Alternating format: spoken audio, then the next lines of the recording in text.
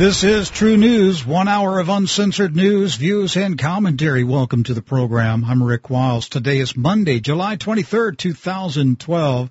I have two very important interviews for you to hear today. First, an expert on the Chinese PLA will tell us about a prediction for war from a top Chinese general. Later in the program, private investigator Doug Hagmann has some chilling new information from his high-level source inside the Department of Homeland Security. We are in the countdown to a global financial collapse and a third world war. I'll give you a brief update on the latest developments. I encourage you to visit Trunews.com every weekday for detailed information. It's happening so fast now that I can no longer report all of it during a 1-hour radio program. First, months ago, I prepared you for something sinister to happen on July 20 with the release of the Batman movie The Dark Knight Rises. 30 minutes into the new day, shortly after midnight, a demon-possessed 24-year-old man, James Holmes, entered a movie theater and ruthlessly shot to death 13 innocent people, including children. He also wounded 70 more people in the Aurora, Colorado theater. There are many unanswered questions. How did an unemployed college student afford to purchase tens of thousands of dollars worth of weapons, ammo, tactical ballistic gear, and explosives? Who was the mysterious man in the theater that an eyewitness saw opening the back door and leaving it unlatched so the gunman could enter? And why are the police denying that there was an accomplice? Was he an organizer? I'm talking about Mr. Holmes. Was he an organizer for the San Diego chapter of the Occupy Wall Street movement? And the leftists such as Mayor Bloomberg are calling for new gun controls. Why aren't they calling for controls on Hollywood and the producing of these vile, violent movies? The bottom line is, I saw it coming.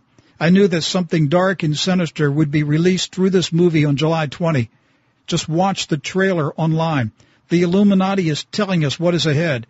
They released the spirits of mass murder. And mass murder may be ahead for the people who attend the Olympic Games in London starting this Friday. I think the Luciferian Illuminists are plotting a mass human sacrifice in London. It remains to be seen whether they dare to pull it off when so many people are aware that something strange is going on with the Olympic Games security, as we reported in June. The opening ceremony features witches' cauldrons and a mysterious 80-foot tall creature that will be unveiled on Friday. Security is in shambles. The British Army has been called in. Body bags for 800,000 corpses are stored near the stadium, and 100,000 troops, mostly American and German, are stationed outside London to evacuate the city.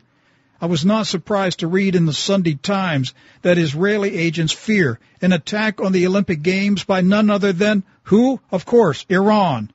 Mossad fears Iranian agents will pull off a spectacular act of terrorism sometime during the Games, which end on August 12.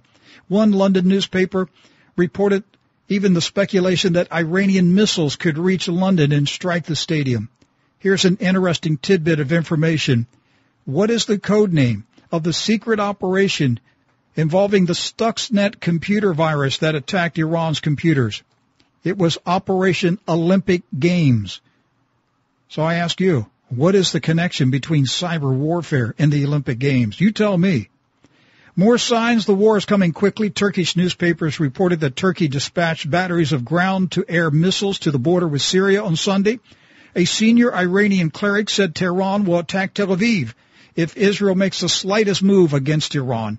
Depka File reported that Israeli, Turkish, Jordanian armies plus American armed forces in the Middle East are on full alert to move quickly if there are signs that Syria is moving chemical weapon arsenals towards Lebanon. And Syria warned today it would use its chemical and biological weapons against invading foreign troops.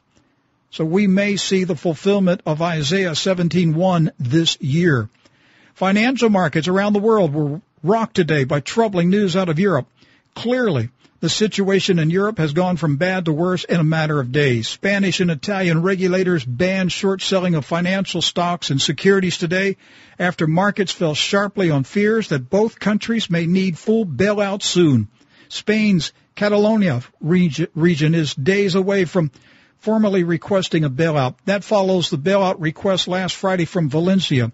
Italy's financial situation darkened today with the admission that 10 Italian cities are at risk of bankruptcy. The cities include Naples, Palermo, and Tuscany. And German and Spanish officials are holding emergency talks on Tuesday about Germany bailing out Spain. The London Times reported this morning that the IMF will pull the plug on Greece in September and boot the country out of the euro monetary zone. A decision must be made by September 12. Do you remember what the prayer intercessor in Texas told my friend Pat Six last month? She heard during prayer the words bank run. And when Pat asked her, did the Lord tell you when this bank run would happen? She said anytime after September 11 and before October 1st. So it shouldn't be a surprise to you about the meaning of this next story. The U.S. Marine Corps has activated 3 law enforcement battalions. Each battalion has 500 Marines who will act as military cops on the streets of cities.